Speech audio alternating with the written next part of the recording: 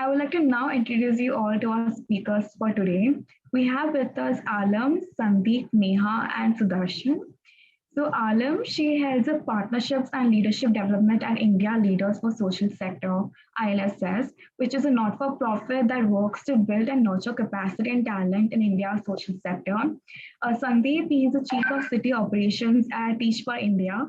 Over the past 12 years, Sandeep has been a key architect at the FI's organizational strategy and flagship fellowship program. Today, he oversees both strategy and operations across the organization's 7 regions. We have with us Neha. After 2 years stint at TFI as a fellow, she co-founded Just for Kicks in 2011. Having grown the life skills of football program at GFK to a fully fledged organization over 6 years, she integrated global experience as a director of operations and then director of partnerships at enabling leadership. We have with us Sudarshan Sochi. He's a CEO at Save the Children. He comes with a core competency of conceptualizing development programs, development-based business models, efficient resource mobilization, establishing partnerships, collaboration, and coalition towards issues that impact children's fair access to basic human rights. Let's now welcome all our panelists to this event.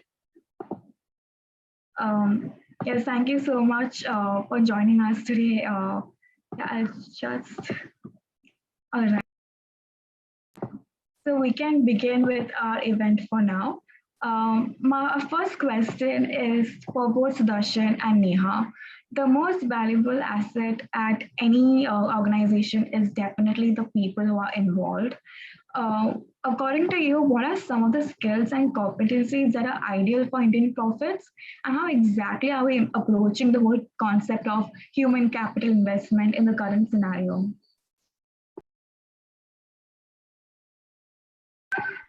Okay.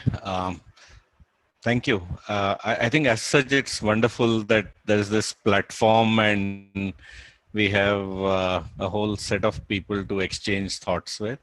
I think when you talk about skills and competencies, when I look back, I find that skills are easily acquired.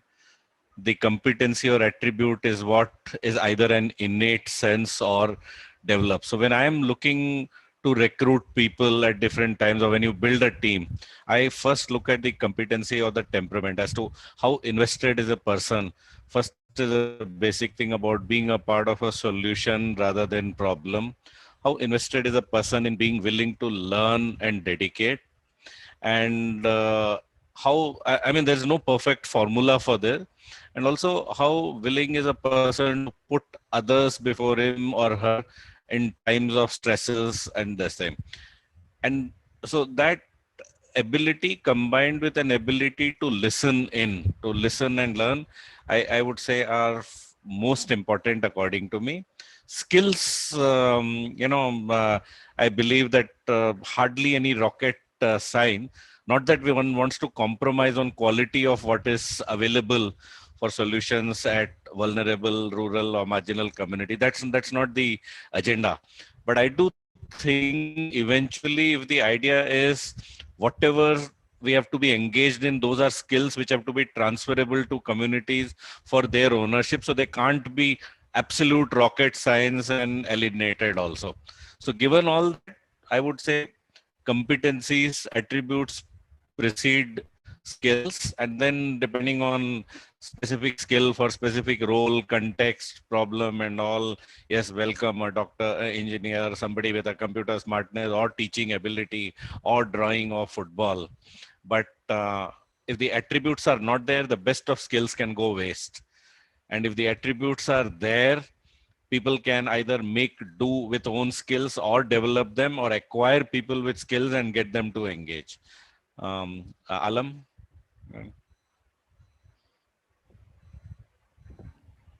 Thanks, Sudarshan. I resonate with what you said. We at ILSS, recently reached out to a very large number of people working in the sector, both our alumni and otherwise, to ask them, what are the top skills you feel had you had before entering the sector, which would have helped you immensely, and something that you look for when you're now hiring people. And I think what topped the list for most people was empathy. And that's not only a skill but a core value indeed, because sometimes in many situations we work with communities, groups, and individuals whose lived reality can be diametrically opposite from ours or very different from ours, and it's important in those scenarios for us to be able to connect with them and understand them.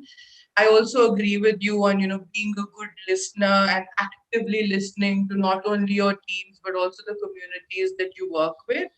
I'll just add one more, and I think that's very important to the nature of work we do, is to be able to collaborate with people, whether it's your own teams, the communities, the other stakeholders, such as the governments or private sector, whoever you work with. It's important to have that ability to work with people, connect with them, and move together as a unit rather than work in silos. And I'll hand it over to Neha to add more to this. Sure. Thanks, Alam and Sudarshan. Made it quite easy for me to add on from here. I think while looking at skills or competencies, the first word that pops in my mind is actually mindset. That is first and foremost. If I am looking, and I love for people around me looking for that first, what is that mindset of leadership that people have to the cause that they feel compassionately, passionately, and urgently for, or choose to associate themselves with in the Indian nonprofit sector? I think right after mindset is the value system, is what I think really tells more than your hard skills. The value system tells a whole lot about the person and how the person, individual people are going to act, behave, and work in different situations and scenarios. And I think that value system needs to be a match for whichever NGO is recruiting. That NGO should prioritize that it's a very I'll always use the word perfect match. It fits in seamlessly because it makes the job easier. You avoid a lot of basic problem solving, internal problem solving, and focus on the external world to solve the problems you are here to solve. I think another top favorite of mine is definitely socio-emotional skills. I'm going to put this word out there, as jargonistic as it may sound right now, but we keep talking about developing socio-emotional skills in young students, adolescents, and sometimes you find them lacking in adults. So I think in order for us as adults to be in this not-for-profit space, we need to be able to lead by example and recruit for these, help people around. And finally, I think just a few specific, whether you call them competency, skills, traits, or values that are my personal favorites. Why are they favorites? Because there are just so many problems to solve, good problems, dire problems. We are in that time right now in the pandemic. What comes to mind is definitely ownership, problem solving, empathy, like both Alam and Sudarshan referred to. And why I pick these along with finally intrinsic motivation is because you need to be able to listen, relate to, and really, really build strong, genuine relationships with people who are very different from you as well as similar to you. So that's pretty much all of what would make people to join us and make flourishing create nonprofits. Thank you so much, Neha, Alam, and Sudarshan for bringing up the main point on empathy and social emotional skills. That's my favorite buzzword too. Uh, so now I'd like to address the next question to both Alam and Sandeep. The development sector can be known to be very complex and even chaotic amidst uncertainty. According to you, what are some of the challenges that the sector has faced with respect to managing teams, and how can nonprofits address them? Alam? Thanks, Adelina. I think, the past year has been incredibly difficult for all of us, more so for the social sector. And despite the circumstances, we have delivered. There's some vital work that social sector organizations have done for some of the most vulnerable communities in the country. And for that, it deserves all the credit. If we talk about some of the challenges, I think before we look at what leaders could do differently, it's important for them to look at their own organizations and identify how work has changed in the past year or so, and how it has impacted our people. So this could be across a variety of levels. Let's begin with evolution of work. So, work at most organizations has undergone transformation in the past 1 year. There are organizations who have expanded the scope of work to include COVID relief. There are organizations that have completely, changed their direction or their focus to be able to cater to the larger need at the time. So how are your teams coping with that? Whatever that change that has been implemented, do your people have the capacity to be able to adapt to that? If not, it's very important to identify, what are the skills that they need at the time to be able to deliver this work and how you can help them with that. The second is also around how are our people doing? It's been a very, very difficult time. It's been traumatic. There's a lot of fear and uncertainty. People have dealt with, loss of near and dear ones. They fought illnesses and yet continue to work in these difficult times. I think it's very important for leaders and managers to regularly hold space for their staff and employees just to check in and see how they're doing, and also be very flexible around general HR policies in general. So if you need to relook, the working hours, do that. If you need to be more flexible around leave policy, please extend that support, and also check in what exactly they need from you in order to feel supported and continue to deliver the work they do. And just, do your best to be able to provide that support to them. The next is also, I think, around the capacity for leadership teams themselves. There are constraints around their time and how much effort they can devote to, pivoting during these difficult times too. So I think, and we need competent, passionate people across levels who are able to demonstrate agility in these difficult times. So I think it's important for leaders to evaluate, if this capacity exists adequately within the organization before the crisis hit, and what is it that they can do to plan for it in the future. And just the last point from me, I think with the COVID crisis, we've all realized that we need all hands on deck. No matter the number of people you bring on board, it always seems like we could do with more. So what are some of the ways in which you could creatively engage more people? So for some organizations, they've temporarily opened up some positions within the organization to bring on those core skills and competencies that they need at the moment. For some organizations, they've done massive volunteer recruitment drives to be able to, get the manpower and get the skills that we need to help at this difficult time. And also look at some of the ways in, which we can collaborate with other organizations in the sector and collectively, tide through these difficult times. I'll stop here and I'll hand over to Sandeep.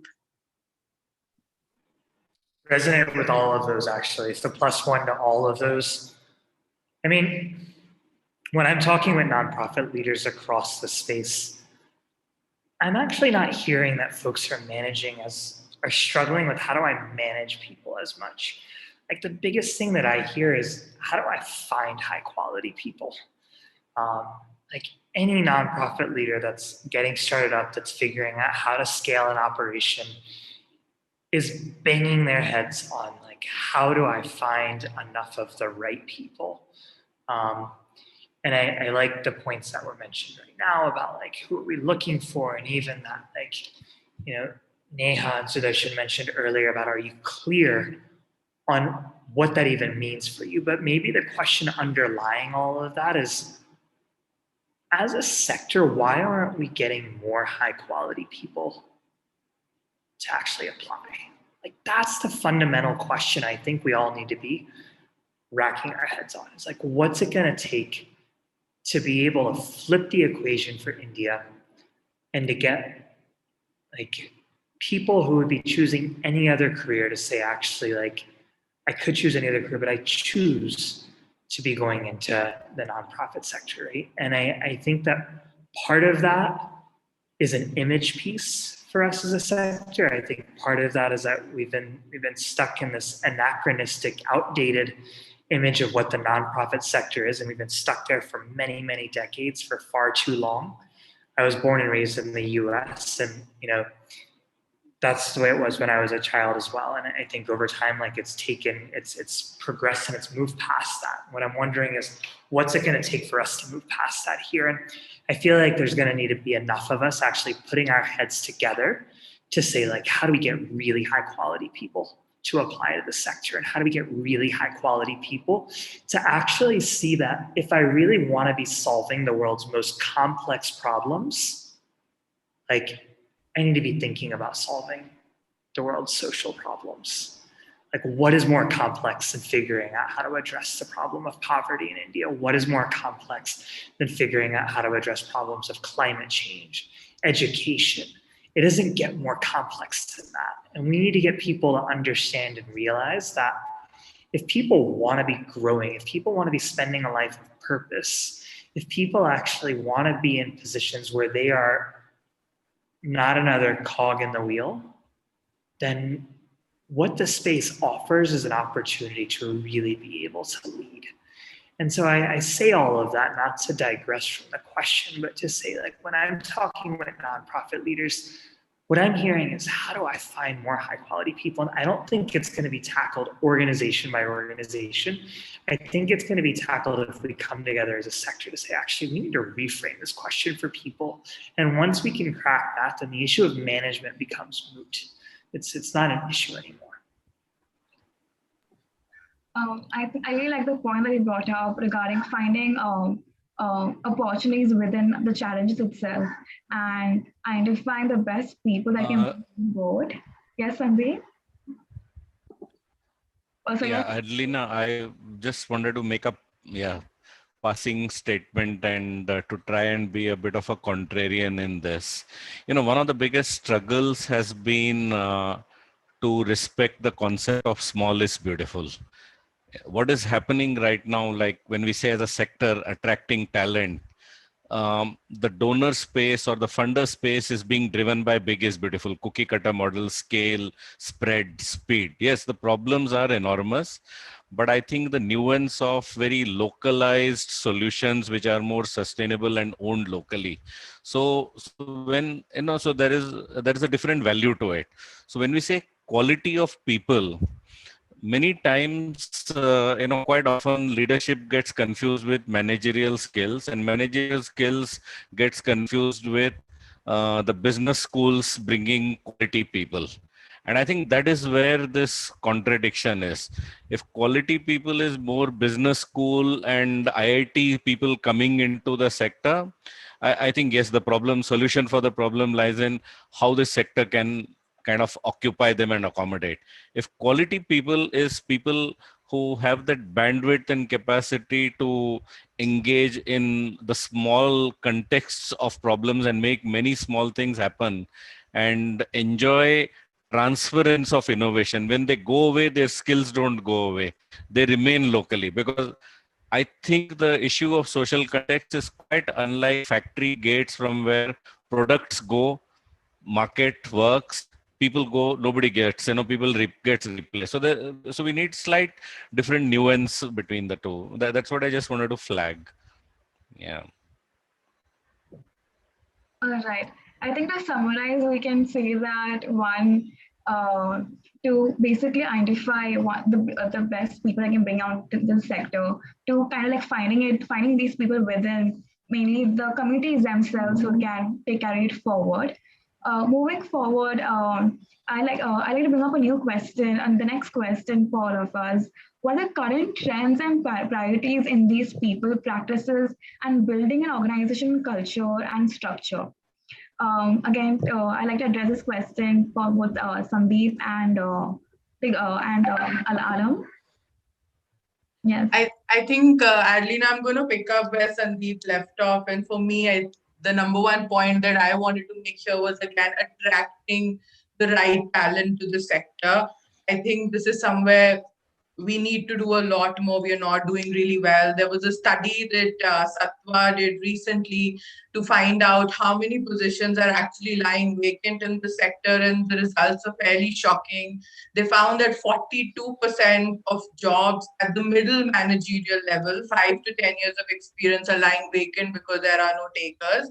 And when we go to a senior leadership level, almost 15% of jobs are lying vacant because, people are just not coming to apply for them. So we really need to address this. And I take Sudarshan's point on, we don't necessarily have to think of best and the brightest talent as people that come from IITs and IIMs. If they want to, and, they're really passionate about it, excellent, we want them definitely. But, the brightest of minds can also be in the local communities that are already working with people. How do we kind of integrate them into the sector so that others can learn from them? Those models can be replicated across the country. And I think we need to do more around it. And like Sandeep said, I think as a sector, we need to think more about how do we leverage the existing talent? How do we, where do we go? Where do we find more of these people? And then, replicate that model across the country. I think we also need to, in terms of priorities, look at how do we engage our workforce better. Within the social sector, I think there's a lot of diversity, even in terms of age, background, experiences. So when it's important to bring these people in, but we also need to have a very good strategy on how do we engage these people, that we get the best out of them. We also create space for them to develop as leaders. Because another finding is that 50% of social sector organizations say we really don't have anybody within our organization who can take on leadership positions, and I find that shocking. If there isn't anybody in your organization who's capable enough to take on that role, that means you're not doing something right to be able to groom these people and nurture these people where they can take on these roles in the future. I think capacity building here plays a very, very important role. As a sector, we tend to deprioritize capacity building because of funding. A lot of the funding that comes in is directed towards programmatic costs. So we're not able to set money aside to say, okay, we're going to put this much money aside to make sure our people have the skills, the training that they need to do something well. And I think in terms of stats, I think around 1% is what the sector sets aside for capacity building. So there's definitely need to do more there. And I think I see hope in terms of this also, because with new funding models that are coming in, pay what it takes philanthropy, funders are also very aware that you can't just be funding program costs and then expect people to deliver fantastic work when the organization just can't set any money aside to say, okay, we're going to use this for strategy, or we're going to use this to build our people. So within these new models, organizations are saying, okay, if you need to groom your people to deliver excellent work, fine, use the funding for that. If you need to use this money to attract the right talent, great, use it for that. And I think we need to advocate more for these kind of models and put more thought into how we train, groom, nurture, and build capacity of people who are already within the sector. Okay, what are your thoughts? Yeah, not going to add too much to that. I actually resonate with all of that. Yeah, I'm gonna sound like a broken record, but apologies for that. I just feel like getting the right talent is number one. I just feel like everything comes into place once we can get the right people on board. And I think that in some ways, like what Alan was talking about, like this conversation with donors, being able to basically rethink that with donors, like it's almost like we need to basically hit reset on what the image of the sector has become over time. And I think that like that may sound provocative, it may sound controversial. I'm not trying to be, so I apologize if it is, but like I think that we need to basically just be asking ourselves, like, how do we get people to see the types of problems that basically we're trying to solve and get people excited about solving those problems, but also get people to realize that like the future of the country depends on that, on those problems being solved. And so, yeah, I'm not going to add too much more than that because I feel like otherwise I'll be repetitive, but resonate with all of that. Neha, would you like to comment on based on your experiences, both from TFI and JFK? Yeah, I'll make a few quick points, actually quite inspired by where Sandeep started and left us on this talent part.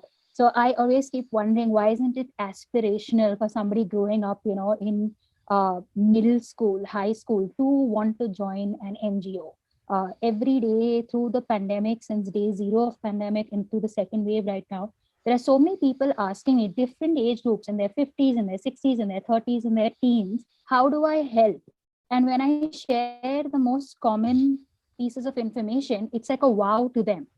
And a third snippet that I'm going to tell you about is we interact through our work. I'm sure everyone else on the panel and people in the room here interact with people in the corporate, so volunteer time, volunteer skills, etc. And I'm just so amazed, not in a positive way, about how everything is like, oh, I did not know this. And you're talking about the senior most people to fresh people who've joined the workforce in the corporate sector. Why I bring up these points is because the understanding of folks outside the not-for-profit sector, outside the development sector, of the problems is good. The understanding of the problems is probably, sorry, let's say the understanding of the problems, the awareness of the problems exists, the understanding is poor, and what to do about it is very poor.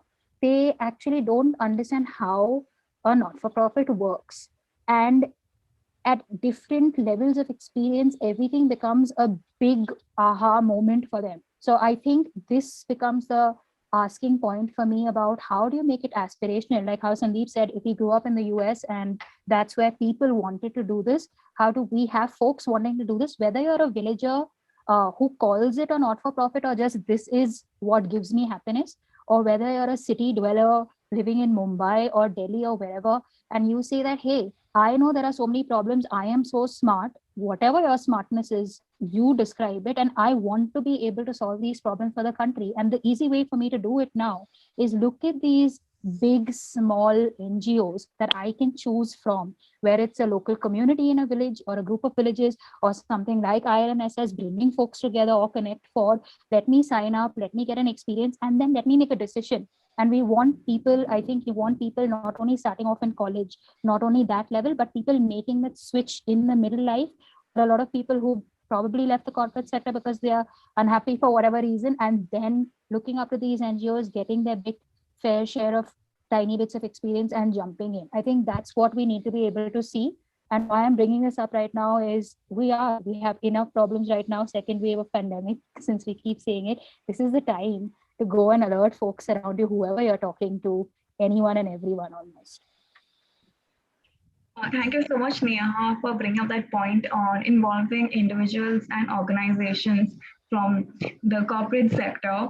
It leads me to my next question. Alam and Sudarshan, both of you have worked within both the sectors, corporate and social. Keeping that in mind, could you please comment on your learnings and how do they influence the development sector? What are the skills that come into the picture for the development sector? Sudarshan? Okay. Yeah.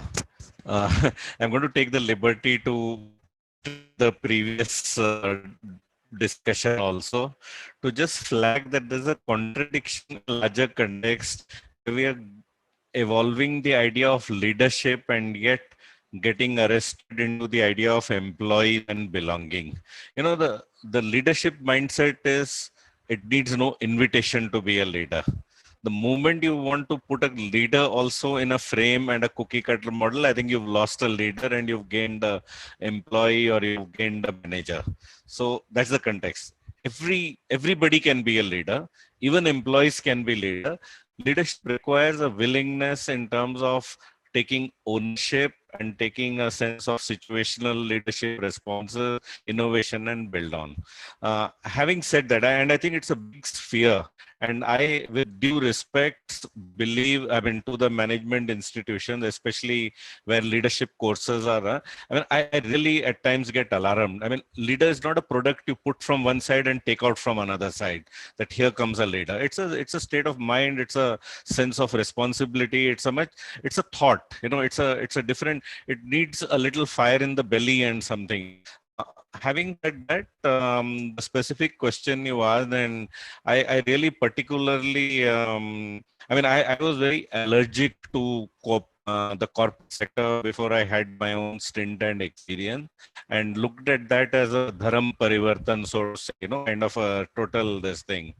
But I think one of my most exciting development journeys happened not in the NGO, but belonging in a corporate context, corporate foundation.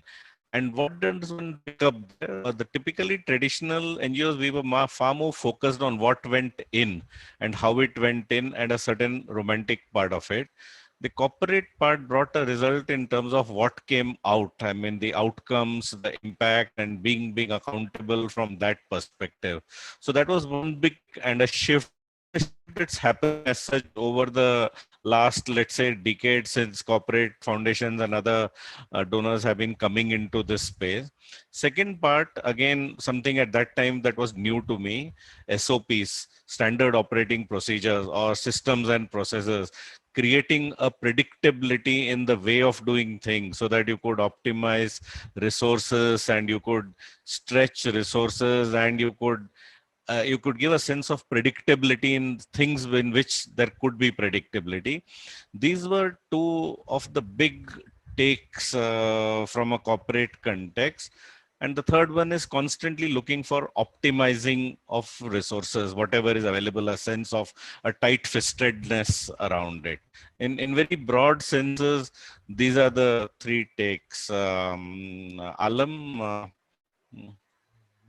Thanks, Sudarshan. I resonate with what Sudarshan has shared. I think in terms of corporate skills, I'd put them in two buckets. One is, strong management practices, some of which Sudarshan already touched upon, whether it's systems and processes, being very results or outcome driven, using a lot of data to evaluate what we are doing and using that to inform, strategic planning and decision making for the organization. The second I would bucket around specialized functions. So I see areas such as finance and budgeting, legal compliance, technical skills. I feel people from the corporate sector tend to do slightly better in these specialized roles too. Um, and I'd also like to add fundraising to the list. I think as a sector, fundraising for us is very, very important. But it can be, and most people, who do fundraising in the sector are not trained to do fundraising. So it can be, difficult, or they're also, wearing multiple hats and doing other work on the side. Whereas sometimes people from the corporate sector who've been through and through business development people or sales and resource mobilization people, they find it easier to go out and raise funds and do all of that legwork compared to some of the people in the sector. Thank you so much, Alam and Sudarshan. Keeping I'd like to ask you another question. How do you think we can incorporate partnerships and collaborations with other nonprofits and even the private sector in building these leadership and opportunities for the teams?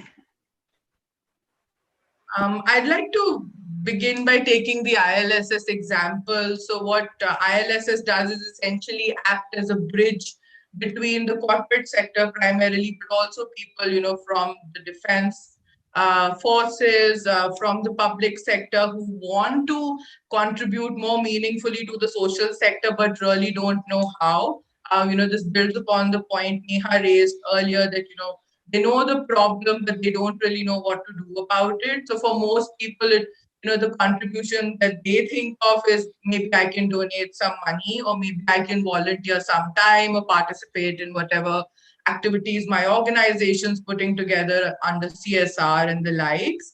But we found that there was need for a journey that they could take where they are, somebody handholds them closely, orients and sensitizes them to the sector.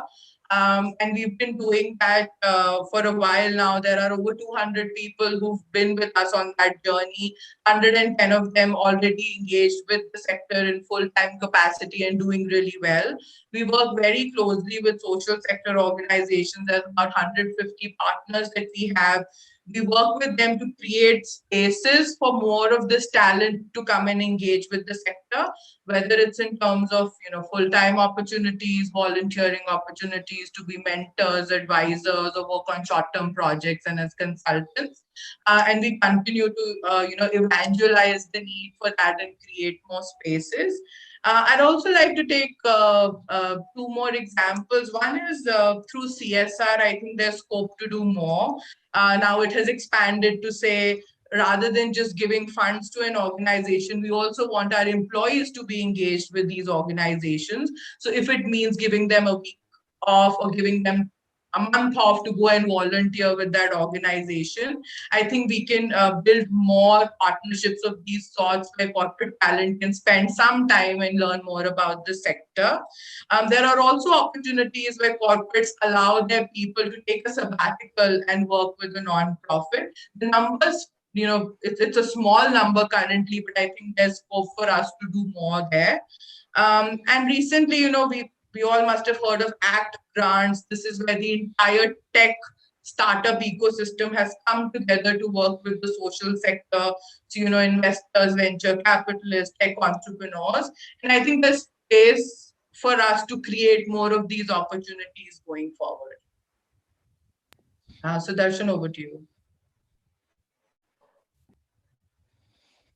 So, I think I would say that it's not a one-way traffic. It's a cross-pollination on both sides. I think when we talk about this corporate and the social sector, I think more interfaces, and I see three, in fact, not two: corporate, academic institutions, and the social sector organization. There is more action research possible. For instance, if practitioners go and step back into research to generate research questions which are more pragmatic. Similarly, social sector context, people going into corporate spaces, or corporates also come out of their shackles to create those avenues where a person, how does one let's say, approach a human resource context in an NGO? Can a corporate pick up threads from there? How do we manage our entire, let's say, distant remote location situational context and leadership? I think corporates can learn from there. And parallelly, in terms of collaborating with corporates, I think similarly, spaces in NGOs, in how the finance systems are managed, procurement, wherever material, large scale, those kind of wherever money handling and at scale, taking things to scale wherever much as I have my inhibitions on scale, but it's a reality. So I'm saying where scale, application of technology, efficiency from that point of view, and financial management contexts to make each rupee, let's say, walk the longest distance. I think these are things, the cost of capital, a kind of sensitization on that. These are things, values which a corporate brings very highly. I do pause, and I would say that as a society, as a country, the idea of philanthropy still has to come of age in India, to come of a maturity where this cross-pollination will come with a lot of respect.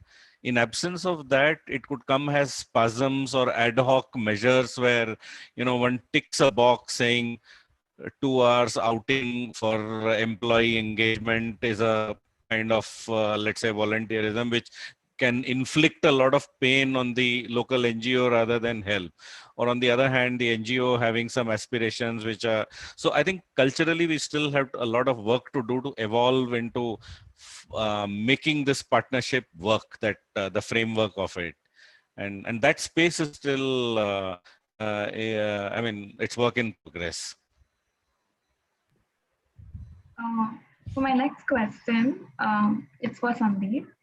Considering that we are in the middle of the recruitment season, what would you urge our nonprofits to keep in mind when approaching hiring and talent for their organizations? And it's always recruitment season. Look, I mean, again, I think that we're all like having to, as I mentioned earlier, I think it's a collective problem that we all need to be thinking about together. And if we can actually put our heads together, we'll be much more likely to solve it. But there are things that individual nonprofits can do for sure. I mean, so 25 years ago, McKinsey actually put out this somewhat controversial piece, and they coined the term war for talent, right? This was back in about 1997. And some people really hated the piece. And And some people really agreed with it, and some people really loved it. But the bottom line message that they got across was actually like, it was quite clear. And it was basically just that it's getting harder to attract talent. It's getting harder to retain talent. And companies and organizations, whether you are a for-profit or nonprofit, are basically not going to stand a chance unless we are thinking really systematically about it. And we're putting a lot of our best thoughts into it. And that's actually what I would answer that question with is not so much strategies, but actually a set of questions. You know, like, I don't know. I mean, are we spending enough time on recruitment? And are we spending enough time actually recruiting talent? Are we doing things as a nonprofit to be able to expand the pie and to be able to expand the number of people coming into the space? And are we contributing to that wider piece, you know? Like, do we have a plan to be able to attract top talent is what I would be thinking about. Like, I would be thinking about the fact that, I mean, look at millennials today, right? Millennials have so much to offer, but it is a very different generation. Like, do we understand millennials? Do we understand Gen Z? Do we understand what it's actually going to take to both drive and engage folks? And I think making sure that our recruitment as well as our engagement practices are meeting those. I mean, I come from the school of thought that people are inherently good and people want to do good things. Are we tapping into that? Are we tapping into that very innate desire to be able to expand the pie and to be able to recruit people? And then finally, like, I think, are we making sure that we're doing everything we can to ensure that our pay scales are actually allowing people to be able to sustain in the space? And that's so tough. God, it is so tough with the pressure of donors and funding and all of that. That is so very tough. But I think it's a conversation that we have to keep having. And I think it's a conversation that we have to keep engaging in. And once we have people, are we doing everything to be able to creating a working environment that allows people to be able to thrive? Like, those are all the pieces that I think actually, like, we should be asking as we're trying to think about how do we get on people and how do we recruit people.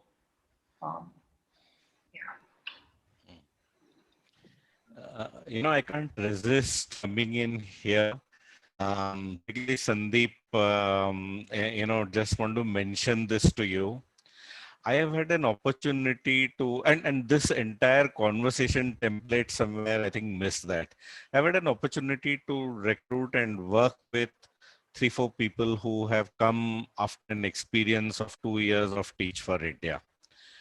And I tell you that the kind of leadership bandwidth they demonstrated, amazing. I mean, you know, however I have, if I'm away, I would always hold on to them forever. Over and above everything else we are talking or have not, there's some.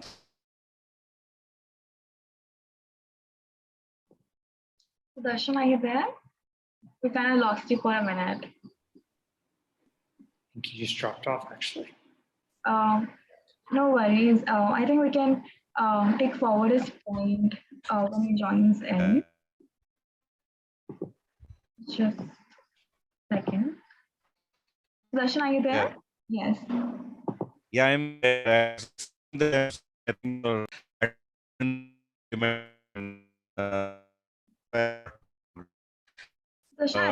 we're having a few network issues. Maybe you could choose to keep your camera off, that is all right, and then you could turn it on later.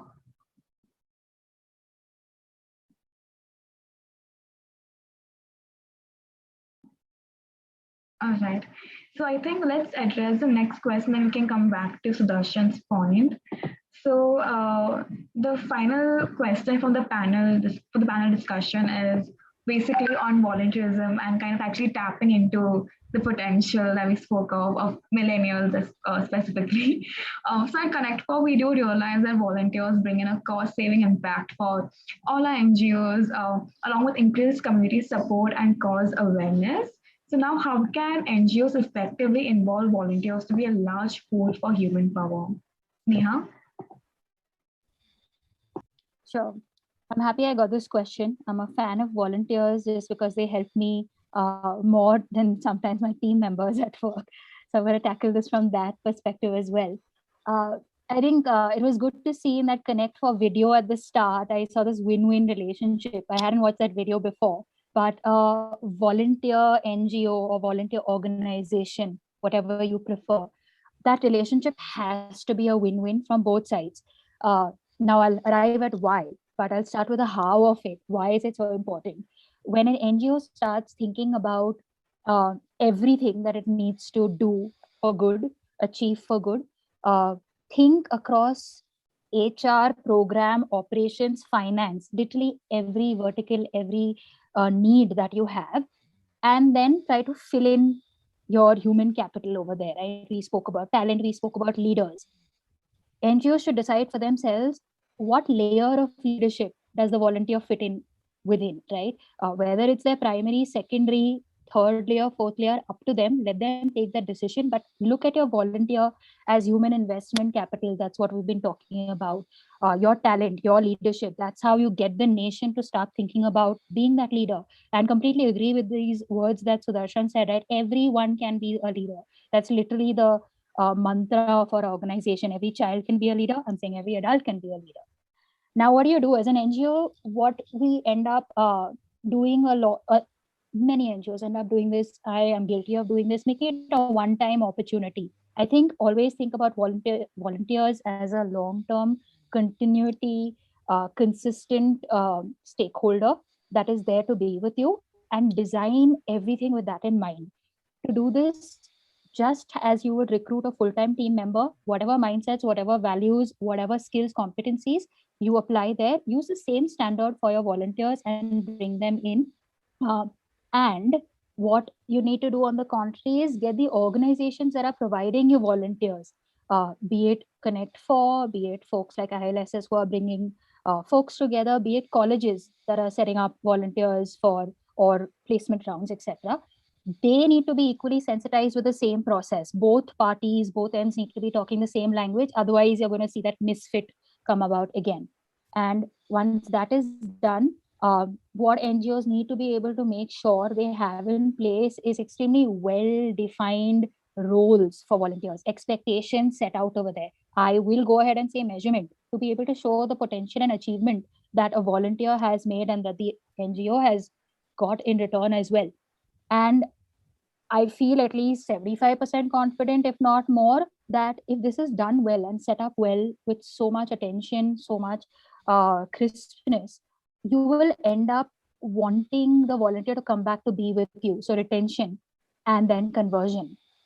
Retention and conversion works even if that person wants to come back as a volunteer, because you're reducing your training time, you're increasing your quality, you're getting your cause awareness that Arlena you referred to. And in a lot of cases, you'll want these people spreading the word, right? Telling other people, hey, Sandeep, I joined this. Hey, Alam, I joined this. You know about this. And Alam is like, I want to hear how cool this is. Sandeep is like, hey, I'm already volunteering somewhere else. I hear about that. I want to know about that. So that's what ends up happening. You get employees out of these volunteers. That's almost a cycle. I'm going to sum this up by literally saying, why are volunteers so key for NGOs? There is so much to do. We've already spoken about not the lack of talent, are probably not a great ability to be able to recruit and retain the talent. Okay, so if you're able to even start off with voluntary capacities, it's a low investment for an NGO in terms of cost, in terms of time to start off, but it's high return. You have a high risk taking ability. You can actually, what do I mean by risk taking ability here? You can choose from a wide plethora, diversity of candidates, right? You can actually take a few radical risks while recruiting. You don't need to say, hey, does this directly match? Hey, this person who's moved from XYZ place has just come here, wants to try this out. Why not? Try it out for a short term stint. And at the end of it, you want both parties to learn and grow. Both parties underlying the volunteer and the NGO to make it that win-win. And I think I'll end with this anecdotal experience.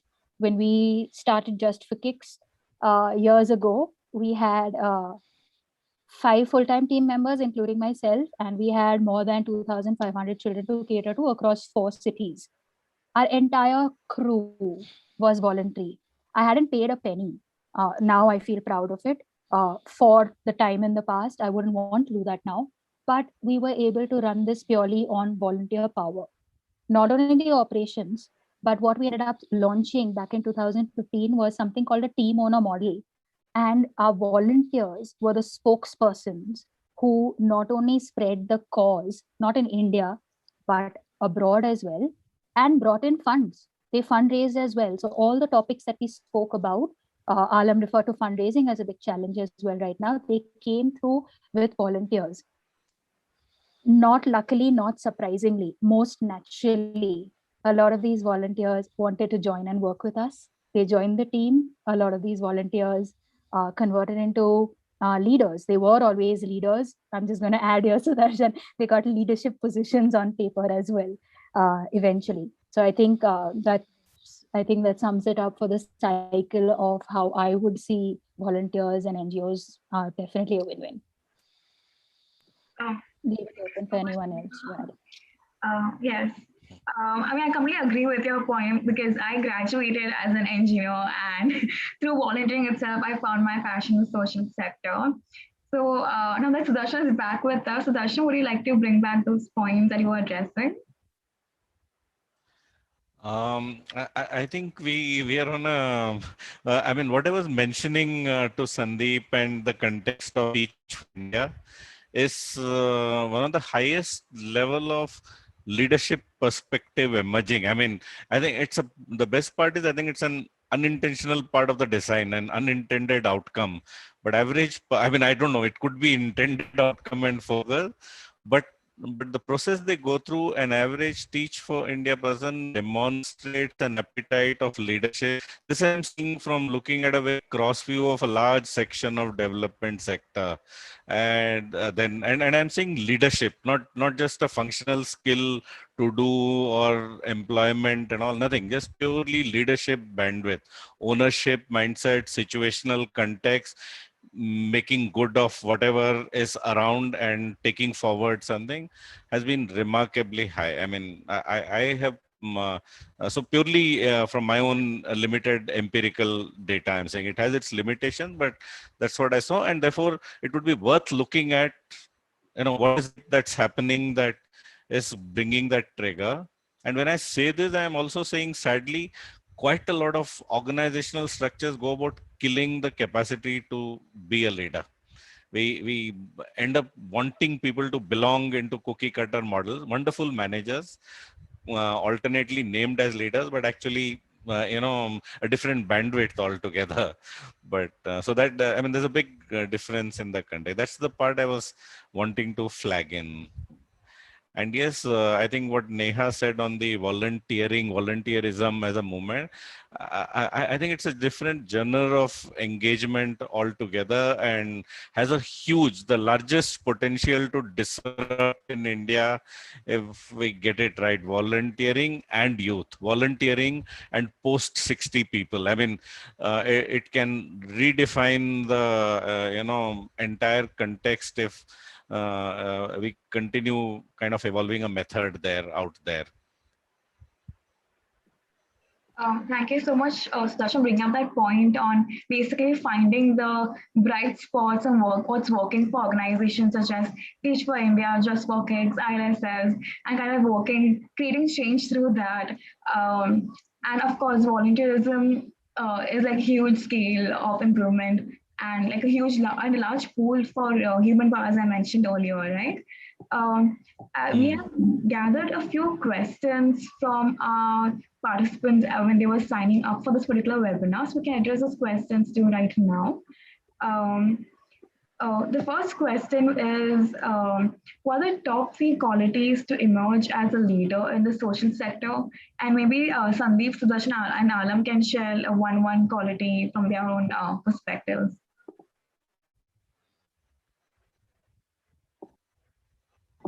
Alam, would you like to go first? Sure, and I think, I've mentioned this before, and I just reiterated, I think empathy is really, really important for somebody to be a good leader in the social sector. And obviously, there's a long list, but let Sandeep and Sudarshan add to that.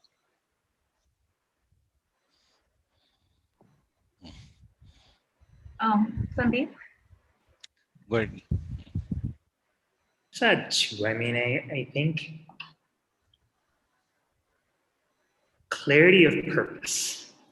And I don't think that that needs to be a starting ingredient, but I think for people to be able to develop the resolve and resilience to stick it out when things get tough, I think clarity of purpose has to develop and has to cultivate.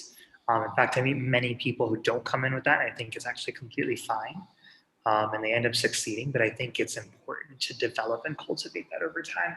And the second is just an excitement for solving complex problems, because you're going to be thrown many complex problems. And those things can do two things to you. They can either, one, drain you out and make you completely overwhelmed, or two, they can just be the reason why you get up out of bed every morning. And if they're the latter, you're going to find a lot of success, I think. Sudarshan? Yeah, I want to top up that list by saying, again, in the context of India in specific, I'm saying that if you look at us as a predominantly, I mean, have a tendency of being a feudal kind of country. In that kind of a context, I would say leadership is all about a person willing to be vulnerable. You don't need to be perfect and you don't need to be the only go-to person. It's all right to fail. It's all right to not be perfect. It's all right to be, vulnerable and willing to explore. I think it's a very kind of essential characteristic of leadership. And second is, how do you pick up threads when somebody else has failed you, and the ownership of that, the self accountability to take, I think, is another thing which impacts leadership in terms of being able to sustain and continue over a long period in building a movement and people. And ideally, third, I would say, if you can be a leader and if you can be invisible, that's best. And last but not least, I don't know how to describe it. I would say a leader would be eating last, on the table. I mean, it's after serving and feeding all others. Yeah. Yeah, I think you mentioned two of my favorite books, yeah, The Leader Without a Title and Leaders Who Eat Last, right, by Simon Sinek. So yeah, the next question is for both Neha and Sudarshan. How shall leaders act during these difficult times and their role for their teams and stakeholders in the second wave of the pandemic?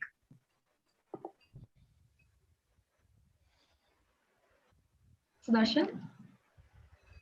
Yeah.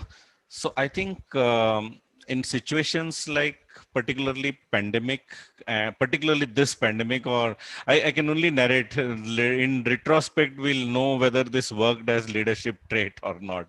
We are living in it. So I would say the first thing for a situation leader is to act, respond, and work on survival of people, whatever it takes. Break whatever rules, transcend whatever boundaries, and whatever the processes. First, ensure survival and then safeguarding of people, and more. If that can happen, I think that's a great leadership trait.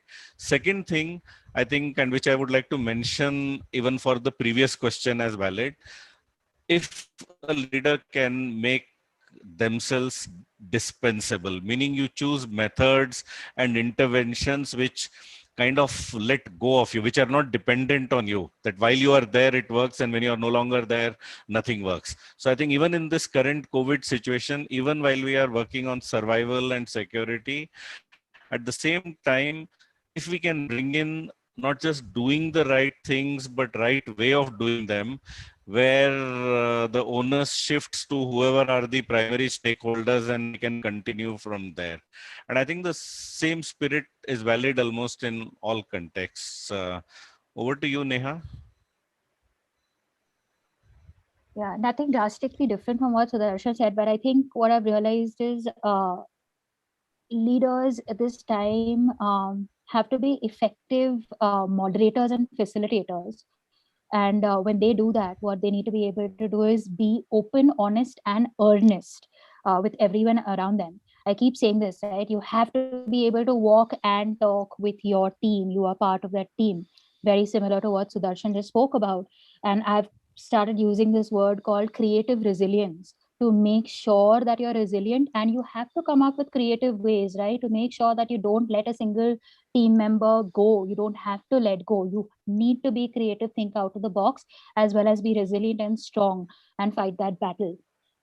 Vulnerability, thanks for bringing that up, Sudarshan. I think the true test, I'm actually confident. I don't think we need to wait for the pandemic to end and see the future, but I'm confident that leaders who show vulnerability and act vulnerably will inspire their team members to feel vulnerable. And I think we spoke a lot about creating spaces of collaboration. What are these spaces? It's leaders being vulnerable, making other leaders around them vulnerable, and solving these complex problems together. So that's, I think, the only way. We've not experienced it. Everyone's experiencing it for the first time, and we do need each other to rely on to these times. That's what leaders need to do. Thank you so much, Neha and Sudarshan. We have three more questions to just came up in the chat. Um, the next question is for Sudarshan. So, why do certain social sector NGOs are not open to embracing ancient Indian wisdom, like Vedic astrology in dealing with present-day problems, including social, medical, and psycho-emotional? Can we think out of the box created by a Western think tank? Okay, so here is my take. You know, till now, what we have discussed is leadership, and leadership knows no boundaries. So I think it's contradictory for a leadership element to be prescribing one or the other. It's a free country. I mean, whatever works is fine. You go ahead. I mean, if for you that works, go ahead. The moment I say this is the only thing that works and this is what I'll prescribe to everybody, East is best or West is best or Buddhism is better, it doesn't work that way. I think the whole idea of leadership is small is beautiful, and let the garden be of plurality, of plenty of multiplicity and plurality. So let it's not about straight jacketing. I can't be sitting saying no Vedic, and I can't be sitting and saying only Vedic. Both are much worse than somebody going out who's feeling passionate. If it works, why not? I mean, nothing like that. Uh, it's I mean, I very fiercely believe in what I'm saying on this, on the plurality context and this particular context. Sudarshan. So we actually have a comment here in the chat box. One of our attendees, his perspective is that our first priority when it comes to recruitment should be the qualifications of the applicant, and not technically like the values we spoke of, right? Empathy and all. So how do we, because we can't quite measure it or quantify it in a certain way. So what are your comments in that regard? I can give an example that, of course, these are not like things that happen in a 10-minute interview or in a resume or something. One of the things we did in one of my previous roles was we would invite a person to join in an interview by first inviting the person to engage with the community with whom we work. Let the person be around in those settings, join in, spend their time and this thing, and also very subtly have some of us watching them while in that environment. And then structurally, I mean, observe on well-defined criteria which fairly demonstrate one's dispositions around that. I mean, in this I'm talking particularly from an urban context going into a very rural marginal context, and what it takes. So around that, so we stimulated a few contexts in which a person could be observed. And because this is not one of those trick questions that you ask or do it in a 10-minute thing. It needs to be invested in as a value, and then if it matters that much, you bring in systems in onboarding people. So we did that.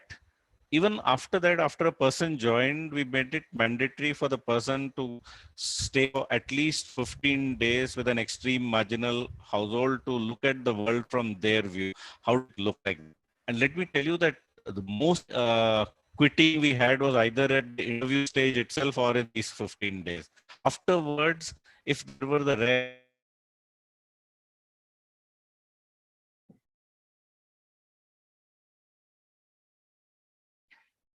I think Sudarshan, yes, you're there.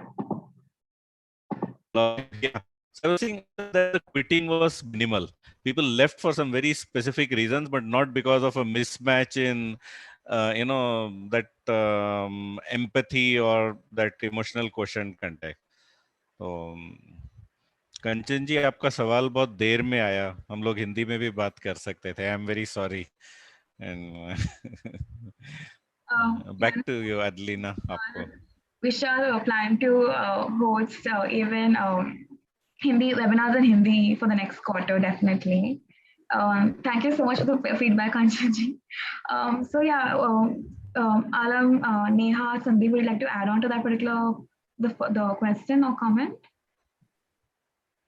Yeah, I'll make 2 quick points. I think times have changed drastically.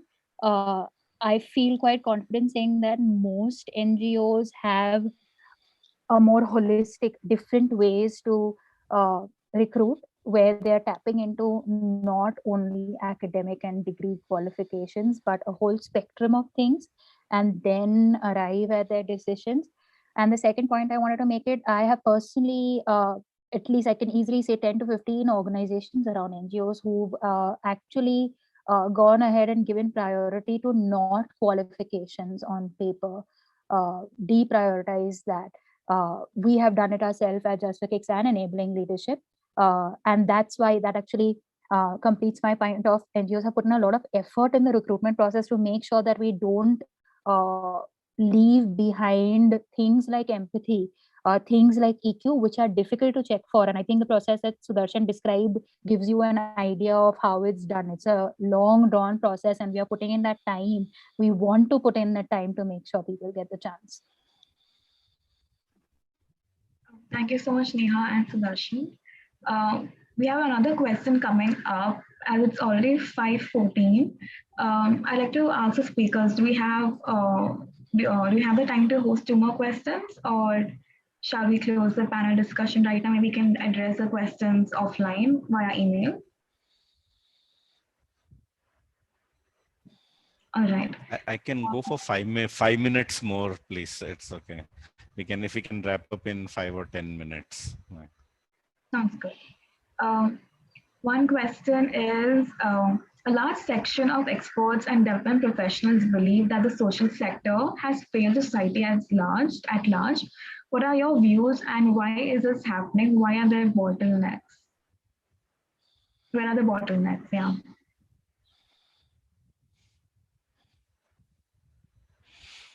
I'm the oldest guy, so I'll keep quiet because I could be a bottleneck, So let me offer space to my younger colleagues.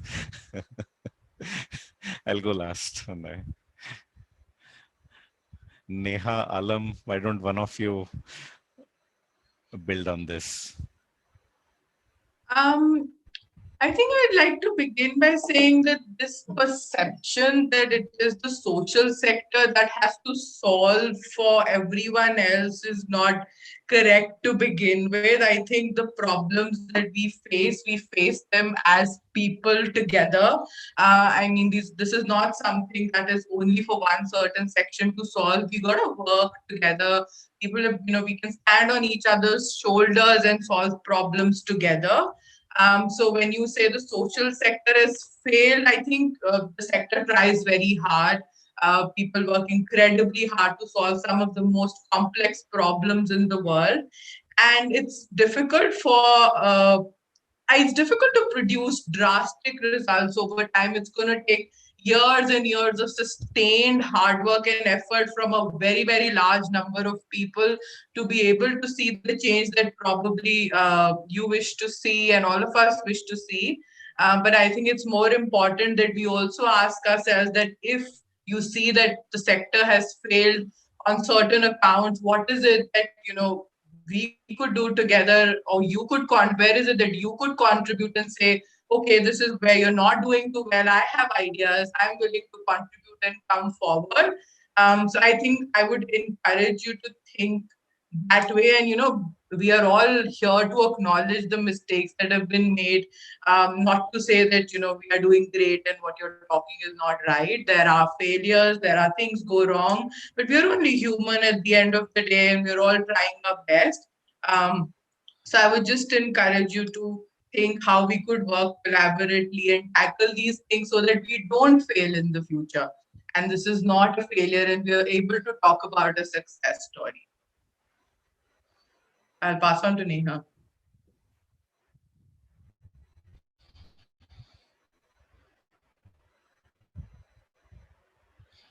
Yeah, I think this is a very big question, and I would have loved to ask for context to actually answer it, because my mind is going in many directions to answer it. But I'll actually leave it with all the answers for whoever feels the social sector has failed were discussed in this panel discussion.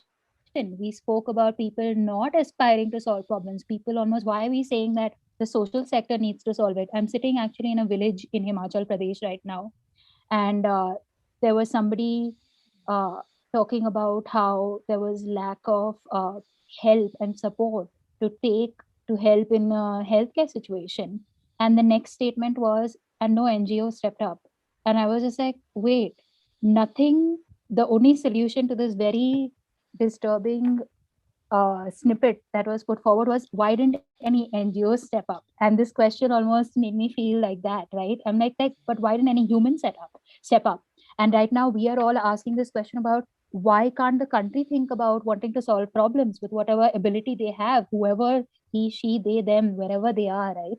So I would almost say that if there are problems, if there are bottlenecks, and these are being measured as we are not being able to solve these complex problems, we need everyone to wake up and join hands. Don't take it up as a full-time job, at least volunteer, or at least ask, at least get aware, build your understanding, and don't pass uh, uneducated or ill-equipped statements. I think that's the least we can do, try to educate ourselves right now.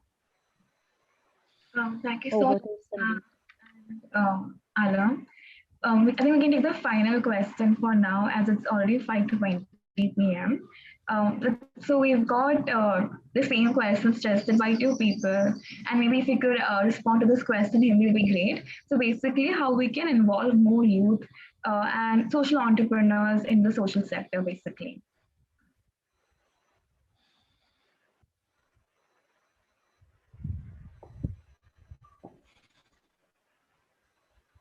I think while we did talk about creating more spaces to engage with people, I would also put the onus back on you. If there are ways you feel you can contribute, there are things that you can do to help out. Look for opportunities where you could channel your energies. There's enough and more happening, enough and more problems. Even look at your neighborhoods, look at your immediate circles, and identify things where you could help.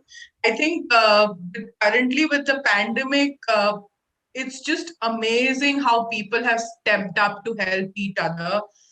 There's such massive, sophisticated volunteer operations run by children, young school students, people in colleges, senior citizens, and they're doing it on their own. So I think while we together as a sector are striving to create more opportunities to engage more and more people from cross section of society, I would also urge people to identify for themselves little small ways in which they could contribute to. And I think no effort is too trivial or too small. Whatever contribution you can make, it's incredibly valued, and it's very, very important too. If I can build on that, this is, I'm assuming, the question on the right asked by Kanchan Bishnoi, right? So Kanchan ji, मैं हिंदी में बोलूँगा, although I'm sorry in case कुछ south के लोग होंगे जो इसको पकड़ नहीं पाए, with due respect on that count. So कंचन जी, किसी को भी engage करने के लिए कोई कैप्सूल मौजूद नहीं है कि उसको निगलने से वो लोग engage कर पाएंगे या कुछ. ये स्थिति और व्यक्ति और के निर्भर है, और अलग अलग लोगों जुड़ने का अवसर दिला सकता है। तो उस व्यक्ति की विशेषता पता करनी होगी कि उस व्यक्ति को किस चीज में रुचि है, कितना योगदान दे सकते हैं, कितना समय है, कितनी कठिनाइयां वो उठा सकते हैं, कितना वजन उठा सकते हैं, और फिर उनके आसपास कौन से अवसर हैं। ये दोनों चीजों को मिलाने का जो काम है, उससे ये संभव हो सकता है। तो मतलब when we engage people, so it is not a matter of one capsule you swallow and you suddenly start engaging. तो हमारे को वॉलंटियरिंग लोगों को भी कराना है, तो there's a whole there's a whole effort into into engaging to different set of people to make it तो इसलिए नहीं तो कभी कभी मदद भी बहुत भारी पड़ सकती है। मतलब इट इज लाइक जो बोलते हैं square peg in round whole, कि जिसको जरूरत नहीं हो उसको एक ऐसे व्यक्ति की जिसको उसमें रुचि ना हो, उन दोनों को हम मिला दें तो उसका असर बिल्कुल उल्टा होगा। तो we have to be quite careful of the kind of damage जो हम ऐसे एंथुजियाज्म में कर सकते हैं। अगर उसके लिए भी हम केयरफुल रहें तो अच्छा है। I hope it to a small level helps you. Yeah. Thank you so much, Sudarshan and Alam. We can now conclude by thanking all our panelists here, Neha, Sandeep, Alam, and Sudarshan. They've all gathered really excellent insights today. Thank you everyone for joining us for the session and for being a wonderful audience. I request you to please fill the feedback form as it will help us to curate many more sessions like these. My team member Ashwarya will be sharing the link to the form with you in the chat box right now. As mentioned earlier, if you have any questions that remained unanswered in the session, please put in your queries on the feedback form and we can request our speakers to answer those questions offline. And we hope to see you all for a webinar on role on disaster management nonprofits in our communities. It is scheduled for 26th of May, which is a Wednesday. The details again will be shared in the email and in the chat box. And yes, thank you so much, and we hope to see you all soon.